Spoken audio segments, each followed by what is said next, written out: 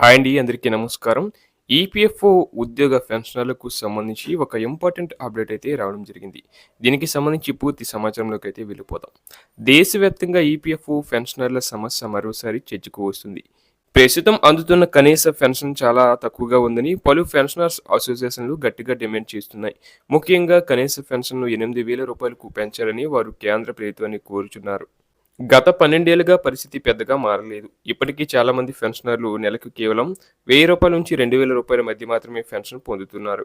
ఈ మొత్తంతో నేటి పరిస్థితుల్లో జీవించడం ఎంత కష్టమో ప్రత్యేకంగా చెప్పాల్సిన అవసరం లేదు. ముఖ్యంగా వృద్ధాప్యంలో ఆరోగ్య సమస్యలు పెరుగుతున్నాయి. మందులు, పరీక్షలు, చికిత్స ఖర్చులు భారీగా పెరిగాయి. ఈ పరిస్థితుల్లో ఇంత తక్కువ పెన్షన్తో జీవనం సాగించడం చాలా మందికి భారంగా మారింది. అంతేకాకుండా రోజురోజుకి పెరుగుతున్న ధరలు కూడా పెన్షనర్లను తీవ్రంగా ఇబ్బంది పెడుతున్నాయి.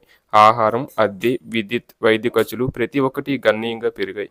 కానీ పెన్షన్ మాత్రం అదే స్థాయిలో ఉండటంతో జీవన వ్యయం మరియు ఆదాయం మధ్య పెద్ద గ్యాప్ ఏర్పడింది. ఈ కారణంగా చాలామంది పెన్షనర్లు ఆర్థిక ఇబ్బందులు ఎదుర్కొంటున్నారు. అలాగే పెన్షనర్స్ అసోసియేషన్లు చెబుతున్నది ఏంటంటే కనీస పెన్షన్ను రూ. 8,000కు పెంచితే వృద్ధులకు కొంత ఆర్థిక భరోసా కలుగుతుంది. కనీస అవసరాలు అయిన ఆహారం, మందులు, దైనందిన ఖర్చులు తేలిగ్గా నిర్వహించుకోగలుగుతారు. ముఖ్యంగా ఇతరులపై ఆధారపడకుండా స్వయం గౌరవంతో జీవించే అవకాశం కూడా వారికి దక్కుతుంది. అలాగే ఈ పెంపు వల్ల సామాజిక భద్రత కూడా బలపడుతుంది. వృద్ధులు గౌరవప్రదంగా జీవించే పరిస్థితులు మెరుగవుతాయి. ఇది కేవలం ఆర్థిక నిర్ణయం మాత్రమే కాదు, ఒక సామాజిక బాధ్యతగా కూడా పెన్షనర్స్ భావిస్తున్నారు.